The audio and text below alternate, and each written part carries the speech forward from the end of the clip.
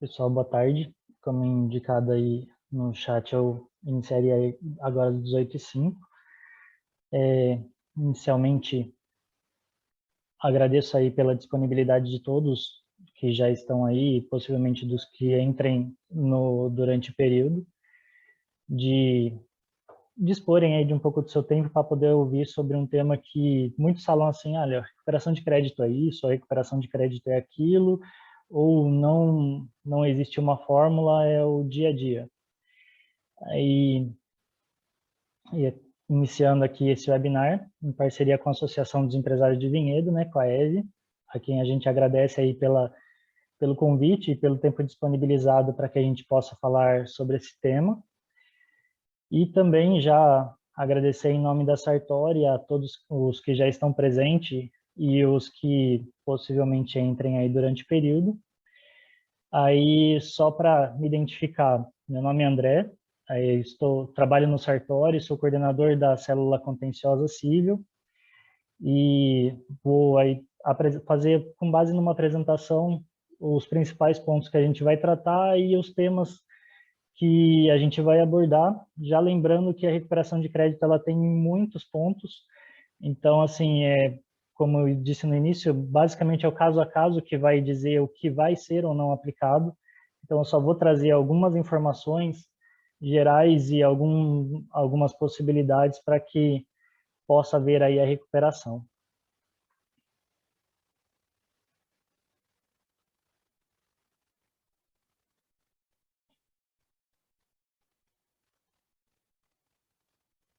Aqui, como indicado, o Como Recuperar os Valores Devidos por Inadimplência de Maneira Eficiente é o webinar de hoje.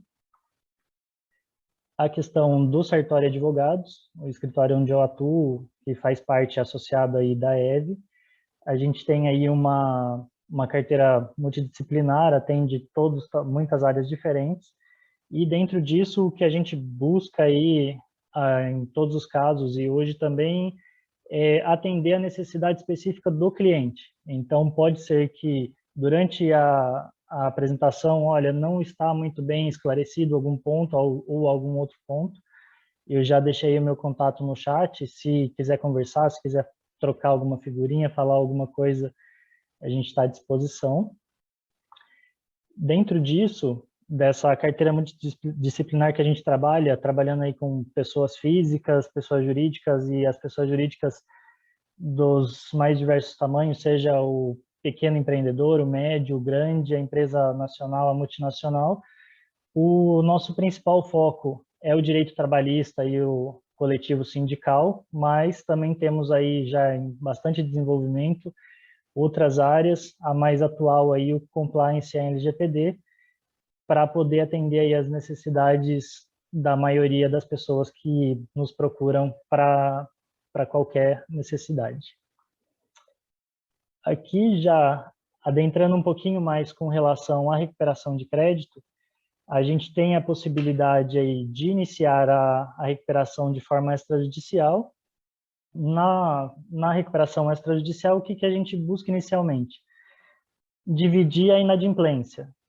Verificou-se a inadimplência, qual que é a origem dela? A origem dela é um devedor contumaz, ou seja, é aquele devedor que já tem muitas outras dívidas, ou isso ou mais aquilo, ou ele é um devedor eventual, que é aquele que existe uma política menor de possibilidades e acaba... A política menor de possibilidades, na verdade, seria: existe um número menor de protestos, um número menor de inadimplências.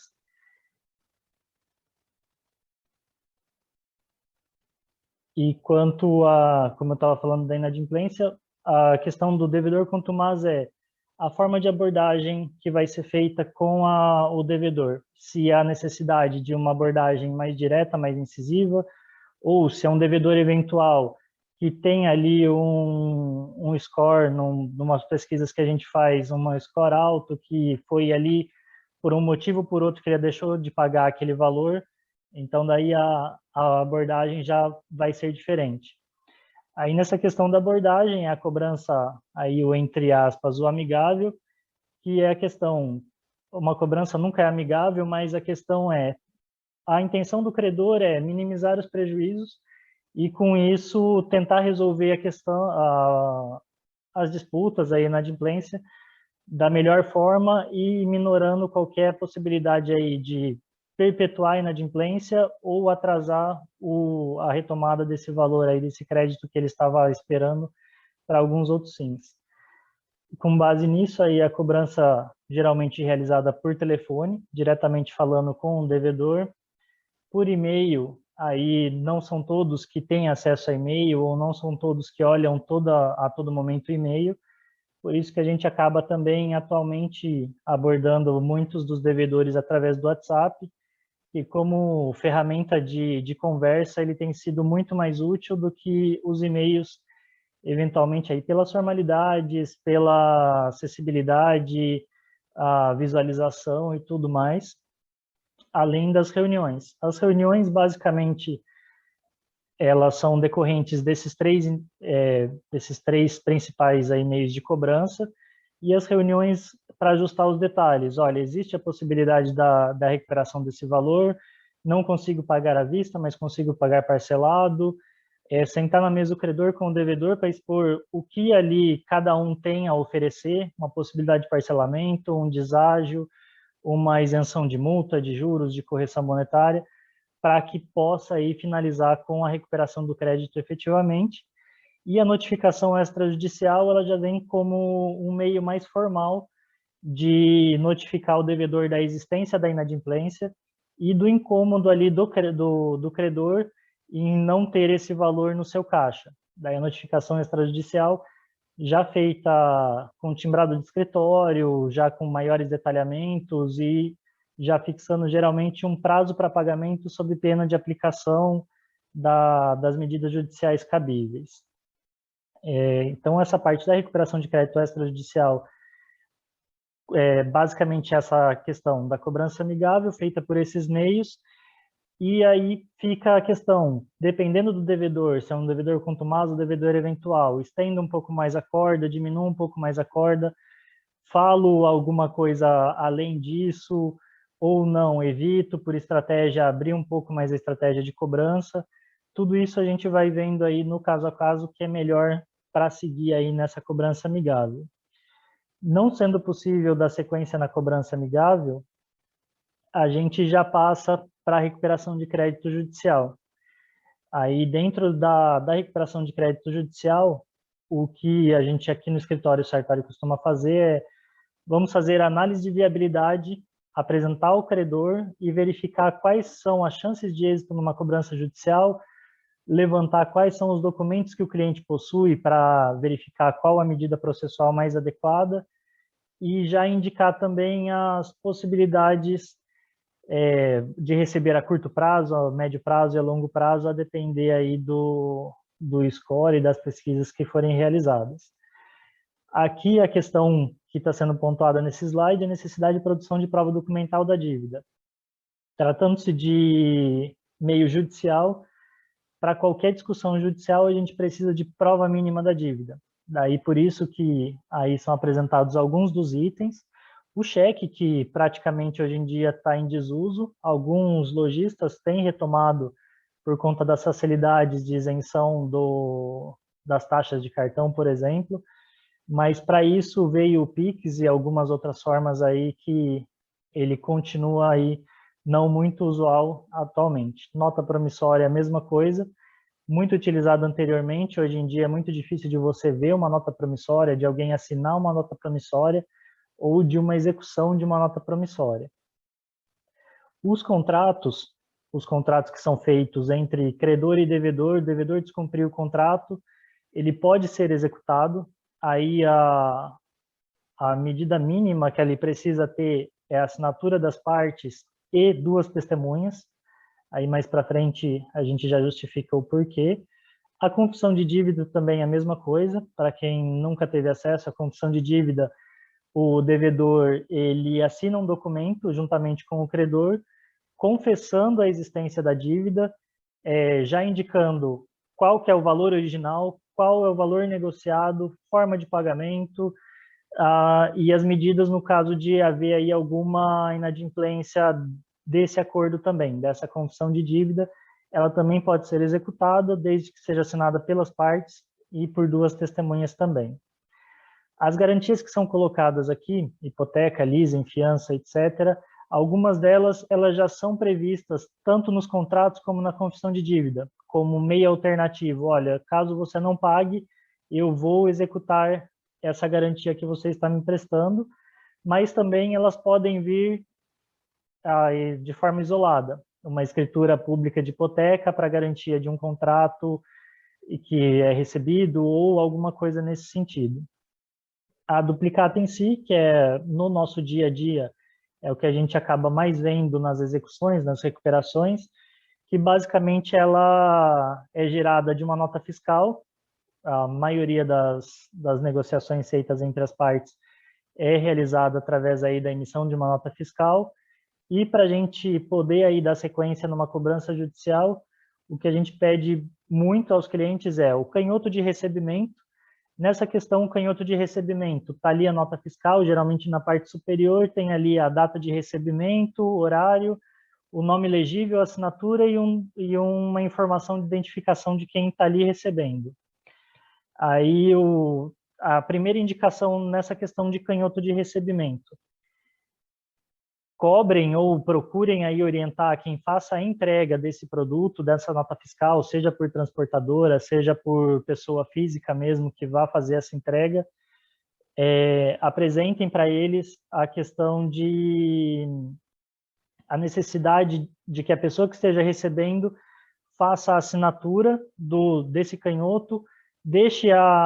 o nome legível, nome completo legível, e um documento de identificação, de preferência o CPF, mas pode ser o RG também. Isso para a gente conseguir comprovar quem efetivamente recebeu, que muitas vezes a gente recebe um documento aí com uma assinatura que é praticamente um rabisco, sem um documento de identificação, então eu não consigo nem saber se efetivamente aquele produto foi entregue ou quem efetivamente recebeu aquela mercadoria. E o protesto, aí é um ato formal que existe, houve a inadimplência, a duplicata ali que foi gerada da nota fiscal, ela não teve o pagamento na data de seu vencimento, dias após o credor já pode ir até um cartório de protesto para ali formalizar essa inadimplência, dando aí a maior segurança na cobrança e também dando publicidade dos meios aí, dando publicidade nas pesquisas, que geralmente são utilizadas por lojistas, por credores, por negociadores ou por empresas, da existência daquele protesto e ali da insegurança, ou na verdade, de que aquele devedor ele deve ser melhor estudado antes de ser concedido qualquer crédito, porque ele pode ali vir a se tornar com mais frequência inadimplente. Outros documentos, aqui não tem a nota fiscal, ou tem a nota fiscal, não tem o canhoto, não tem o protesto, ou não tem um contrato assinado. Aí a gente vai para outros meios de comprovar a existência da dívida para fazer a cobrança judicial. E nisso a gente pode ir aí para e-mails, notificações, histórico de negociações por qualquer meio que possa existir, inclusive atas de reuniões que tenham sido realizadas durante aí a negociação para a finalização do negócio. E mesmo o WhatsApp, aí a questão da utilização do WhatsApp como prova, ela está sendo bastante difundida, inclusive a questão dos áudios, que alguns juízes eles estão pedindo uma ata notarial. A ata notarial basicamente é um documento formal emitido pelo cartório de notas, onde ele vai escrever o que está ali escrito no WhatsApp, formalizando aquela conversa, dando aí um maior peso na discussão aí sobre o crédito. Aqui, com relação ao item anterior, os títulos executivos que podem aí servir de base para essa recuperação de crédito judicial. Eles basicamente se dividem em judicial e extrajudicial. O judicial, como aí a gente pode perceber pelo próprio nome, são aí as decisões judiciais condenatórias, alvarás, determinações que tenham ali consubstancia ali algum crédito que possa ser executado. E o extrajudicial, que é basicamente todos os itens que eu pontuei no slide anterior, que daí aí o próprio Código de Processo Civil prevê a existência deles. Aí, destacado em amarelo, os que eu coloquei, que é a nota promissória, duplicata e o cheque. O documento particular assinado pelo devedor e por duas testemunhas. Aí o documento particular seria tanto o contrato, seria qualquer outro tipo de documento particular, a confissão de dívida, que tem ali as principais informações: origem da dívida, valor da dívida, forma de pagamento, data de vencimento, assinado pelas partes e principalmente por duas testemunhas, para que possa ser dada aí a sequência à cobrança. Aí tem vários outros, mas é que esses outros, as outras alíneas que constam aí, elas geralmente não são tão utilizadas quanto esses destacados em amarelo. A questão da duplicata, preferi aprofundar um pouco mais, porque ela tem alguns detalhes que muitas pessoas não conhecem ou acham que é uma coisa e, na verdade, seria outra. A duplicata em si, existe uma lei própria para regulamentar a existência dela, e toda duplicata ela tem que ter um fato gerador, seja uma prestação de serviço, seja uma compra e venda mercantil. Aí a prestação de serviço, qualquer que seja ela, com exceção de uma locação, que a locação ela não se enquadra como prestação de serviço efetivamente. E a compra e venda mercantil, como o próprio nome diz, tem uma mercadoria, vendi para um terceiro, vamos dar sequência a essa negociação. Dessa compra e venda ou dessa prestação de serviço é extraída uma fatura, que hoje a gente conhece basicamente como a nota fiscal, que é extraída dessa relação comercial que existiu. E dessa nota fiscal pode ser extraída uma duplicata. Aí também a questão, pode ser extraída uma ou mais duplicatas, a depender se na nota fiscal está previsto aí, na nota fiscal ou na fatura está previsto um ou mais vencimentos. E a única observação ali do parágrafo 2º do artigo 2º, que tem que ser observada olha, tenho várias notas fiscais, quero protestar, mas não quero gerar uma duplicata para cada nota fiscal. Posso somar todos os valores e emitir uma única duplicata? Não. Como a lei aí mesmo já diz, já prevê, não existe a possibilidade de ser feita uma duplicata só para dizer respeito aí a mais de uma fatura, sob pena de, se ela for gerada, ela não ser válida aí por falta de atendimento de um requisito previsto em lei. Aqui, só a título de exemplo mesmo, a nota fiscal, fatura que a gente indicou. Nesse ponto, aqui, geralmente são colocadas os números dos títulos, das duplicatas que vão ser emitidas, e as datas de vencimento. Nessa parte aqui já constam as principais informações aqui de número e data de vencimento. Os valores também já vão constar aqui de cada duplicata que vai ser emitida, de cada parcela dessa negociação que foi realizada, dentro da nota fiscal fatura, que tem as principais informações das partes, identificando quem vendeu a mercadoria, quem está comprando a mercadoria, a descrição das mercadorias que estão sendo vendidas e, geralmente, nas observações, algum detalhamento, seja de forma de entrega, frete e outros pontos que podem ser levantados. Na sequência, aí a principal questão que a gente recebe de novos clientes, ou mesmo de alguns clientes que já estão com a gente há algum tempo, mas doutor, eu tenho um boleto de cobrança, eu emiti o boleto, eu posso protestar o boleto? Na verdade, não. Aqui, basicamente, a intenção de colocar esses dois quadros é diferenciar. A duplicata, ele é um documento formal emitido, ele tem toda uma estrutura própria, requisitos próprios, eles constam basicamente as informações que constam na fatura, porque ela é extraída das informações que constam na fatura. Já o boleto de pagamento,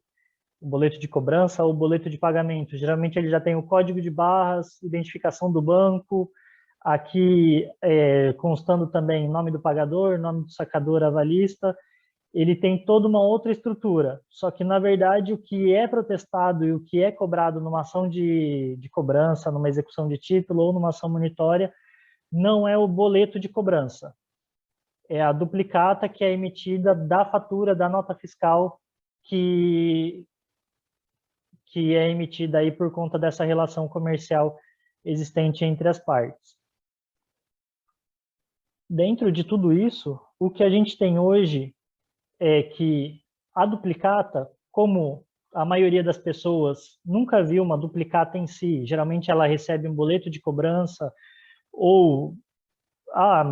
doutor, nem recebi essa duplicata, o que é isso? Esse documento, geralmente, como aí hoje a gente tem toda a questão eletrônica, emissão da nota fiscal eletrônica, cobrança eletrônica e tudo mais, aí existe também a questão da duplicata, que ela passou a não ser aí, com todos os seus requisitos, a ser apresentada efetivamente para o devedor. Então, ela é emitida, em regra, pela regra, como a lei é mais antiga, ela prevê a necessidade do devedor aceitar, e daí só retomando aqui, existe a assinatura do emitente e o reconhecimento do sacado de que ele está recebendo aquela duplicata, de que ele reconhece aquela dívida que está consubstanciada por esse documento. Como esse documento ele deixou de existir no mercado atual, o que a gente tem hoje, a gente pode ter a duplicata aceita como forma de ser executada, ou caso ela não tenha o aceite, caso ela não tenha a assinatura do devedor, além da duplicata em si, eu precisaria ter o documento hábil comprobatório da entrega e recebimento da mercadoria, que, como eu disse inicialmente, é basicamente o canhoto de recebimento que fica com a transportadora ou com a pessoa que vai fazer a entrega efetiva do produto ou da nota fiscal para o devedor, e a existência do protesto, para que eu possa seguir aí com a execução desse título. Aí, só contextualizando a jurisprudência, que é basicamente uma decisão judicial que a gente verifica aí de forma reiterada, ela também coloca aqui como destacado em amarelo que as duplicatas sem aceite, ela exige o protesto e o acompanhamento de documentos suficientes para comprovar a prestação de serviço ou aí, no caso, a compra e venda de mercadorias. Então, não necessariamente tenha que ser o canhoto, mas tem que ser uma prova efetiva de que a mercadoria foi entregue ou de que o serviço foi efetivamente prestado. A questão do cheque, a maioria das pessoas já teve acesso a um cheque e atualmente ainda utiliza cheques ou simplesmente fala assim, tenho cheque, mas não dou nenhum cheque há mais de 2 anos, 3 anos, porque hoje a gente tem muito mais facilidades negociais aí que foram surgindo no período. Mas mesmo assim, alguns lojistas, algumas empresas ainda aceitam cheques como forma de pagamento. Aí a principal observação que a gente tem a fazer é, a gente tem um prazo para entrar com a execução do título, que seria o meio mais célere. Esse prazo é a data da apresentação mais 6 meses. Eu coloco ali o dia de hoje, dia 27/10, eu posso fazer a execução desse cheque do dia 27/10 mais 6 meses. Então, eu teria até o início de 2022 para executar esse documento. Aí a questão do cheque pré-datado, que é olha, aqui eu vou colocar o cheque nominal a você, só que eu estou te dando hoje, mas eu quero que você segure ele para daqui 30 dias, para daqui 60 dias, ou para daqui 90 dias, por exemplo. Aí a questão que fica, e é observada aí pela legislação, é que nos cheques pós-datados, o termo inicial dessa contagem, que eu coloquei do prazo de execução, ele é contado do que é preenchido no espaço reservado para emissão. E a súmula 370, que a gente já viu um pouco mais de aplicação, hoje em dia, como o cheque não é mais tão usado, a gente não vê muito, que é a questão do devedor que dá um cheque para o credor ele dá um cheque para o dia 27 de novembro, o credor vai lá no dia seguinte, no dia 28 de outubro, e compensa esse cheque, daí, eventualmente, a conta fica descoberta, outros compromissos do devedor aí acabam não sendo honrados por conta desse ato desse credor. Isso pode gerar um dano moral e pode ser, sim, cobrado no judiciário, além do valor em si. Daí a questão, o credor que teria o direito ao crédito passa a ser devedor de uma quantia pela inobservância aí de um compromisso que ele assumiu com o devedor nessa oportunidade.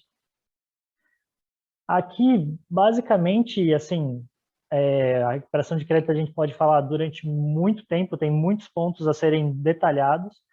mas basicamente os tipos de demanda judicial para a recuperação de crédito que a gente verifica: a execução de título extrajudicial, o judicial ou extrajudicial, a ação monitória e a ação de cobrança. Qual a principal diferença entre elas? Procedimento. O procedimento da execução de título ele é muito mais rápido. O da ação monitória ele já apresenta um procedimento um pouco mais demorado e a ação de cobrança ele é mais baixo. Mas por que tudo isso? Basicamente porque o título executivo, a execução de título, você já tem o começo, meio e fim. Você já tem o fato gerador, você já tem a prova da dívida, você já tem a prova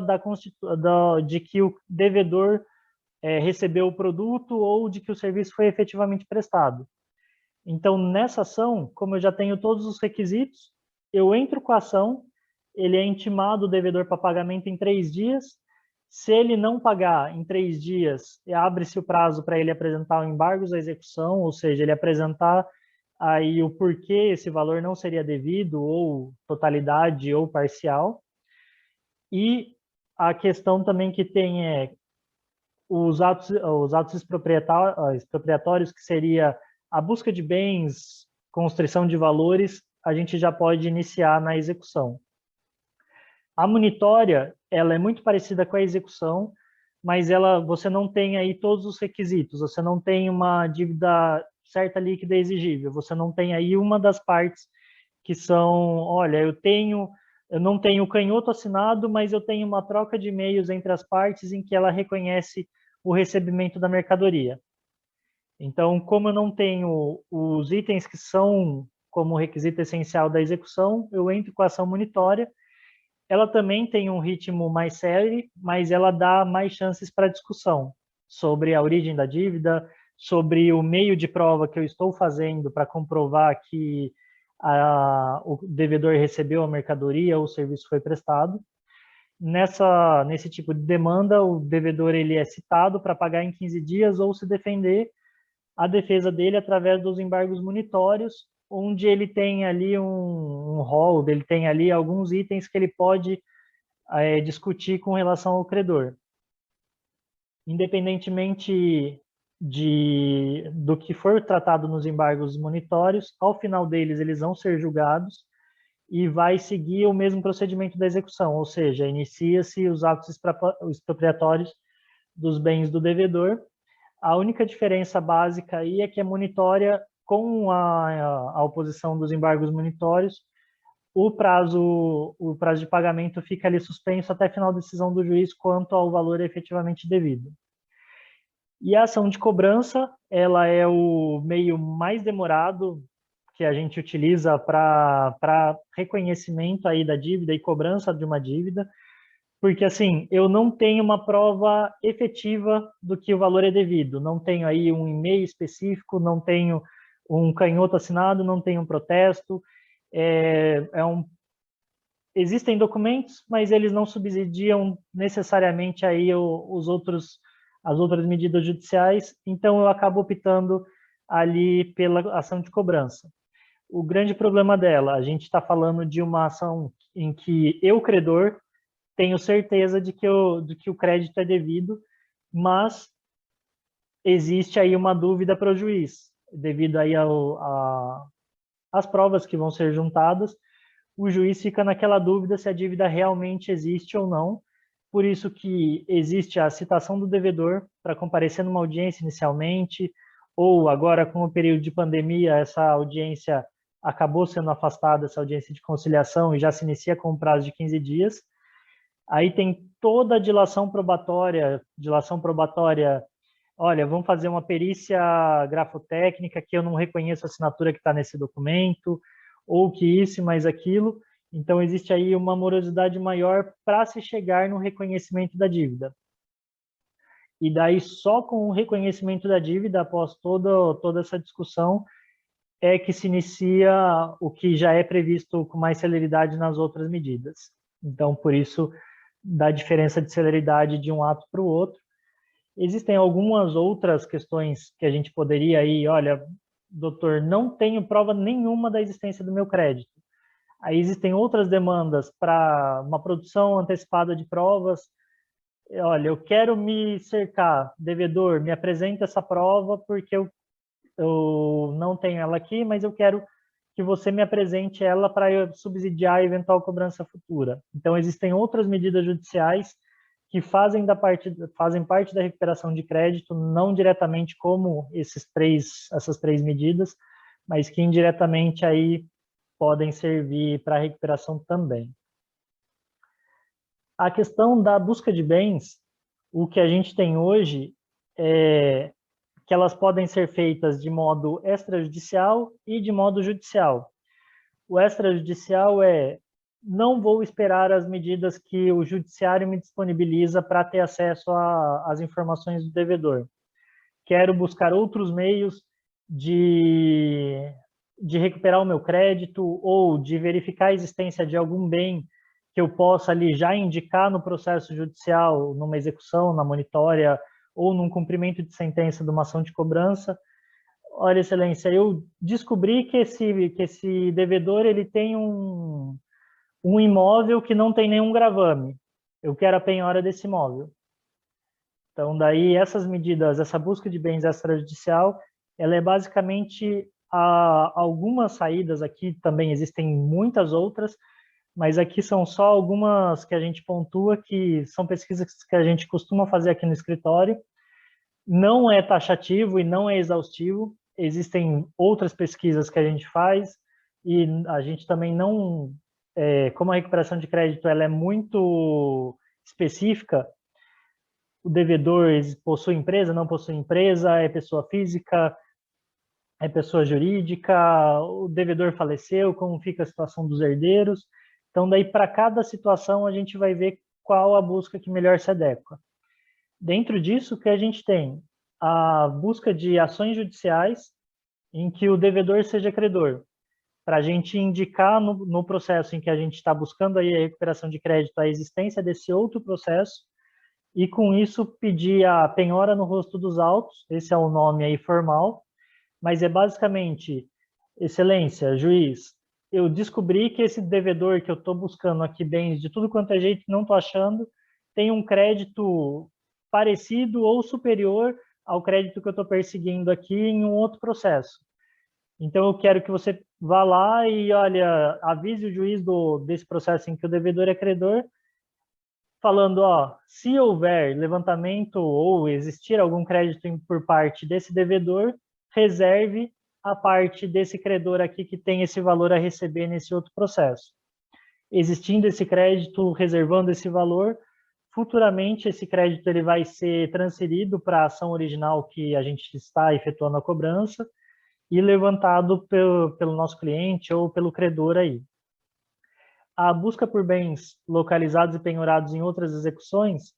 do mesmo modo que a gente faz a questão da existência do crédito em outros processos, a gente verifica a existência de bens que já estão sendo discutidos em outros processos. Olha, eu verifiquei a existência aqui de uma busca e apreensão em que está sendo discutido um bem imóvel, um veículo aqui que ele não pagou, mas nesse meio tempo ele fez um acordo com o banco e esse veículo aqui ele purgou a mora, agora ele está livre de qualquer restrição. Como eu descobri por esse processo de busca e apreensão a existência desse veículo, eu vou lá e peço para o juiz da minha recuperação, excelência, olha, descobri a existência desse veículo, quero que ele seja bloqueado, penhorado e, enfim, aí vai da questão do interesse do credor, eu vou ficar com esse veículo como pagamento de dívida, eu vou encaminhar esse veículo a leilão para que o produto do leilão seja pago a mim em dinheiro, para que eu não tenha aí os custos de ficar como depositário, ou mesmo se eu adjudicar, que é o nome que a gente dá para receber esse veículo, eu tenho aí que custear as dívidas, seja um veículo, seja um imóvel, IPTU, IPVA e outros encargos que sejam aí decorrentes da propriedade desses móveis e imóveis. Aí a gente também pode encaminhar para leilão para que seja feita aí a liquidação e o pagamento diretamente pro credor. A busca por empresas, da qual o devedor é sócio, hoje em dia a gente tem aí a Dr. Google, né, que a gente brinca aí pelo Dr. Google, que ele sabe muito mais do que muito médico, muito advogado. Brincamos assim porque a fundo a gente sabe da generalidade. Então ele já te dá um princípio do que pode existir aí em nome do devedor, e daí com base nisso a gente aprofunda um pouco mais na busca aí dos sócios por outros meios, seja numa pesquisa de JUSCESP, Junta Comercial aqui do Estado de São Paulo, ou pela Junta Comercial de outros estados em que a empresa esteja sediada, ou pelo Redesim aí, que é uma outra forma de comprovação aí da existência dessa empresa. A outra medida, a busca por veículos em sistema eletrônico. Aí existem algumas empresas, aí sem também ser taxativo, ao cheque, Cred Localiza, Seguro Cred, que disponibilizam aí uma ferramenta para o credor ou para o escritório de advocacia que está ali representando o credor, ou mesmo para a empresa ali que quer diretamente fazer a recuperação de crédito, uma terceirizada. Eles disponibilizam algumas informações extraídas geralmente de bases oficiais, principalmente agora com toda a questão de LGPD, proteção de dados, em que essas informações oficiais a gente consegue também ter acesso não só a veículos, mas também a outras informações que constam aí de veículos e outros bens. A questão da busca por heranças, aí também do mesmo jeito que é feito nas duas primeiras hipóteses, a gente faz descobrir que aquela pessoa morreu e quem é o herdeiro atual para ali vir a responder pela dívida, ou então, olha, ele é devedor aqui, mas ele tem um crédito de um quinhão hereditário que ele vai receber que é muito maior do que o meu débito. Aí a pesquisa desses inventários, seja judicial, através aí da busca de ação, quanto extrajudicial, que pode ser feita aí pelo SENSEC, pelo CAMP, que é daqui do estado de São Paulo, da pesquisa dos notariais, ou algumas outras formas aí para ter acesso a essas informações. A busca por propriedades indicadas em divórcio judicial ou extrajudicial, da mesma forma como indicado nos itens anteriores, eu posso fazer aí pelo SENSEC, que é o órgão público que basicamente é utilizado como base para a maioria das pesquisas, mas existem outras empresas que são especializadas em levantar informações, seja com relação a inventário, divórcio ou outras divisões, em que a gente pode ter acesso ao conteúdo de divórcios, nesse caso aqui específico, e nele verificar, olha, aqui consta que determinado bem irá ficar em nome do devedor, só que aí por malícia o devedor ele não transfere para o nome dele, porque ele sabe que se ele transferir para o nome dele, aquele bem ele vai ser localizado, ele vai ser utilizado para a satisfação do crédito do credor. Então ele mantém sem a transferência, e nesse caso específico, olha, não tem a transferência, ok, mas ele tem os direitos sobre esse imóvel, então eu penhoro esses direitos que ele tem sobre esse imóvel para poder aí virar sócio, se ele for sócio aí em termos. Se esse bem ele tiver dividido entre outras pessoas, eu viro um condômino aí dentro da propriedade desse bem imóvel, por exemplo, para conseguir também estressar o devedor ao ponto de que ele chegue para você e fale assim, credor, vamos lá, vamos sentar na mesa? Agora eu quero fazer uma proposta de acordo ou agora eu quero negociar com você. Que que o que a gente mais vê é, o devedor sumiu, o devedor não está nem aí, ele está esperando ver se alguém localiza alguma coisa. Daí, quando aparecem aí esses bens, geralmente, mesmo que ele não esteja citado no processo, que ele não esteja representado, aí acaba tendo toda a questão de ele aparecer de uma hora para outra. Olha, excelência, estou vindo aqui para discutir esse pedido de penhora que foi realizado. Ou seja, o que a gente vê nisso geralmente são atitudes de devedores contumazes que fogem da citação, fogem da intimação para pagamento, exatamente aí para não ter diretamente a ação de expropriação de bens contra eles, para tentar postergar ao máximo essa ocorrência, e daí eles vão monitorando. Quando eles veem ali que o risco está muito próximo, aí eles ou se habilitam ou entram em contato com os credores para buscar negociar. E, por fim, aí nessa lista que eu coloquei, a busca por propriedades em nome do devedor e ou de seus parentes. Hoje, basicamente, aí a gente tem o Registradores, que ele mudou, acho que umas 2 ou 3 semanas para esse o radical final aí, o ANR.RG, para busca mesmo. A gente compra os créditos nessa plataforma, faz a pesquisa por CPF, ou se eu já tiver a matrícula do imóvel para confirmar se esse imóvel ainda é daquele devedor ou não, e assim a gente consegue também, por outros meios que não só os judiciais, localizar alguns bens que podem ser indicados na ação judicial para agilizar aí a cobrança. A questão da busca de bens judiciais, como a maioria das empresas ou credores que possuem processo judicial, a gente tem aí basicamente o Bacenjude, o antigo Bacenjude, que atualmente aí ele é o Cisbajude, o Renajude e o Infojude como as medidas mais populares de levantamento de informações aí de dados do devedor, onde eu posso encontrar alguma coisa para ter o meu crédito aí segurado. Nessa questão, o Cisbajude, ele é o bloqueio de ativos financeiros. E atualmente, aí, graças a Deus, existiu aí uma atualização, uma modernização. Esses ativos financeiros, antigamente, eles eram só conta corrente, conta poupança. Atualmente, eles estão pegando até previdências privadas e outras aplicações aí que o devedor tenha. Então, não está tão restrito a só conta corrente, conta poupança, que antigamente o devedor chegava lá e falava assim, não quero pagar. Daí vinha ali, o advogado acompanhava o processo, chegava lá, olha, iniciou a execução. Primeira coisa que você faz, limpa a sua conta corrente, limpa a sua poupança, faz uma aplicação aí que não vai ser rastreável nesse bloqueio de ativos financeiros e você fica tranquilo.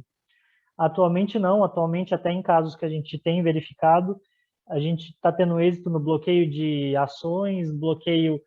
de aplicações e bloqueio de outros valores que anteriormente não existiam. E aí a teimosinha que eu destaquei é uma das possibilidades que hoje existe, porque antigamente esse bloqueio de ativos ele era estático. O juiz faz no dia 27/10 às 6 horas da tarde, finalizou ali a pesquisa. Hoje em dia a teimosinha ela pode se estender aí por um prazo, vamos dizer assim, de 30 dias, é feito reiteradamente ali, um robô ele faz reiteradamente as pesquisas, mais de uma vez por dia ou todos os dias para ver, olha, caiu R$ 10 na conta, eu bloqueio hoje. Amanhã caiu mais 100, eu bloqueio, até chegar no valor total que eu estou discutindo. E aí, dentro das questões, muitas pessoas falam, mas a minha conta, eu vou colocar o dinheiro na poupança porque a poupança é empenhorável até 50 salários mínimos. Ok, mas também existem exceções. Existem questões de desvirtuamento da conta poupança, em que ela é utilizada como conta corrente, e daí eu consigo penhorar aquele valor que a princípio eu não conseguiria penhorar. Aí, na sequência, o Renajude como busca de veículos pertencentes ao devedor, ele apresenta os veículos e os gravames que tenham sobre esse bem. O Infojude, que é a declaração de imposto de renda, aí a declaração completa do imposto de renda, tudo que é declarado pelo devedor a gente tem acesso, para ter acesso a bens, aplicações cônjuges dependentes, aí a questão do cônjuges dependentes, cônjuge demais, a gente verifica para a questão matrimonial. Olha, ele é casado em algum tipo de regime que a gente consegue chegar em alguma coisa, em eventual discussão, ou os filhos, ali os dependentes, que a gente verifica uma doação estranha. Depois que a gente entrou com o processo de cobrança, a casa foi doada para o terceiro, ou como quando a pessoa começou a ter muitas dívidas, os bens dele começaram a ser doados, começaram a ser vendidos aí de forma estranha, por valores estranhos. Então, aí já liga o alerta também para a gente buscar outros meios. A busca de crédito junto às intermediadoras de pagamento e a busca de semoventes também, também aí a busca por embarcações ou aeronaves, são basicamente ofícios que a gente faz o pedido judicial, o juiz defere, ele autoriza aquele pedido que eu estou realizando e expede um ofício, seja para as operadoras que intermediam os pagamentos, seja para a Secretaria do Estado, Defesa Agropecuária, o IMA em Minas Gerais, ou Capitania dos Portos, ANAC, qualquer que seja o órgão que possa ter acesso àquela informação da existência de algum crédito de algum bem, para que eu, credor, que não posso ter diretamente acesso a essa informação, consiga chegar aí nesses bens. A nota fiscal eletrônica, hoje em dia existe aí a penhora dos créditos da nota fiscal eletrônica, as criptomoedas aí com a expedição de ofício às principais corretoras para conseguir aí o bloqueio e penhora, que também hoje está sendo autorizado pela modernização e tudo mais. A busca por créditos em aplicativos. Olha, eu tenho um Airbnb, eu sou Uber, eu tenho 99, eu recebo ali o crédito num determinado ponto. Eu posso pedir a penhora daqueles créditos diretamente para esses aplicativos. Para, ao invés de transferir o valor para o devedor, ele transfira para mim, ou ele bloqueia até que eu discuta aí se esse débito é meu ou não. Aí, responsabilidade solidária das filiais, sempre lembrando que existe a matriz de uma empresa que, vamos dizer assim, é a cabeça, e existem as filiais, que são os estabelecimentos que são formados em outras unidades da federação, em outras comarcas, em outras cidades, para desenvolver a mesma atividade dessa matriz. Então, elas têm essa responsabilidade solidária para com a empresa em si, afinal, a princípio, são todas elas a mesma empresa, a mesma diretoria, e pode aí ser dado sequência. O empresário individual, a questão, nossa, mas ele tem CNPJ e não posso executá-lo, e não posso executar os bens dele vinculados ao CPF, porque existe aí um CNPJ que precisa ser desconsiderado para que eu possa vincular os bens da pessoa física. Não. O empresário individual, como o patrimônio dele se confunde da pessoa física com o da jurídica, não existe a necessidade da gente entrar com incidente de desconsideração da personalidade jurídica para ter acesso aos bens do sócio, no caso aqui do empresário individual, para dar sequência numa execução contra uma empresa que está sendo executada. E, por fim, aqui, o SIRA, que é o Sistema Integrado para a Recuperação de Ativos, esse ainda está em fase de implantação, ainda está em fase de discussão, existe aí o projeto, ainda a questão de regulamentação e tudo mais, mas, a princípio, ele está vindo aí como uma proposta muito boa, uma reunião de dados cadastrais. Aí o que eu precisaria fazer 5, 6, 7, 20 consultas, ele vai concentrar as informações numa mesma base de dados cadastrais, disponibilizada por um órgão público. Então, assim, informações oficiais que não estejam aí sujeitas a qualquer, olha, você não pode usar porque viola a LGPD ou alguma coisa nesse sentido. Eu poderia ter acesso a essas informações e para os credores vem aí como uma das medidas para auxiliar aí na recuperação de ativos, seja credores, pessoas físicas, jurídicas, e principalmente esse sistema integrado,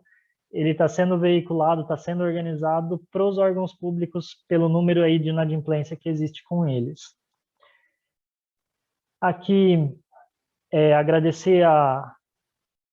disponibilidade de todos, de acompanhar aí, até me cedi um pouco no prazo que eu tinha aí para fazer a exposição. Como eu disse, o assunto ele não é, em uma hora não tem como exaurir todos os pontos, cada caso é um caso, por isso que aqui eu deixo disponível aí o nosso endereço, o nosso contato das unidades do Sartori em Campinas e São Paulo, para também, sem nenhuma pretensão, olha, tenho uma dúvida de como ser feito, de como não ser feito, tenho um crédito aqui, não sei o que eu posso fazer, a gente senta, conversa, troca uma figurinha, e como cada caso tem que ser tratado especificamente, não adianta eu colocar ali, olha, faz uma pesquisa de bens que você vai ter o resultado que você espera. Não. Então, dentro dessa questão, a gente se coloca aí à disposição também para esclarecer eventuais dúvidas que permanecerem e também para poder aí auxiliar no que for necessário. De minha parte é isso. Gostaria aí novamente de agradecer a Eve pela oportunidade e o espaço concedido aí para falar sobre esse tema. Queria aí também deixar aberto se existir alguma pergunta, se eu não conseguir responder agora também, o meu contato ele está aqui no início do chat, então se houver a necessidade, vocês entrem em contato, a gente verifica aí como pode ajudar. Agradecer principalmente aí a disponibilidade, porque aí a gente sabe que 6 horas da tarde de uma quarta-feira, começar a assistir uma palestra, todo mundo está cansado, seja no serviço ou no home office. Então, agradecer aí a disponibilidade dos participantes de disponibilizar esse tempo, de poder ouvir a gente. E também ficar aí, como disse aí, à disposição, não só eu, mas toda a equipe aqui do Sartori, para atendê-los no que for necessário. Muito obrigado a todos, uma boa noite, bom descanso.